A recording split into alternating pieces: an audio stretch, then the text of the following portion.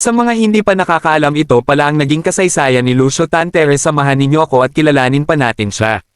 Si Lucio Chua Tan Sr. ay ipinanganak noong ika-17 ng Hulyo taong 1934 sa Amoy, Fujian, China.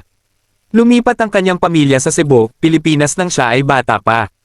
Sa kanyang kabataan, nag-aral siya ng walang saplot sa paa at nagtrabaho bilang stevedore na nagbubuhat ng kargamento gamit ang abaka. Nagtapos siya ng kursong Chemical Engineering sa Far Eastern University sa Maynila. Noong 1966, itinatag niya ang Fortune Tobacco Corporation kasama ang ilang kasosyo. Sa paglipas ng panahon, pinalawak niya ang kanyang negosyo at nakakuha ng mga kumpanya tulad ng Allied Banking Corporation at Asia Brewery. Noong 1992, nakuha niya ang Philippine Airlines at naging chairman nito noong 1995. Sa kabila ng kanyang tagumpay, naharap si Tan sa mga kontrobersya, kabilang ang mga akusasyon ng tax evasion at koneksyon sa dating Pangulo na si Ferdinand Marcos. Gayunpaman, pinawalang sala siya ng Korte Suprema ng Pilipinas mula sa mga paratang na ito noong 2007. Si Lucio Tan ay kilala hindi lamang bilang isang matagumpay na negosyante kundi pati na rin bilang isang philanthropist.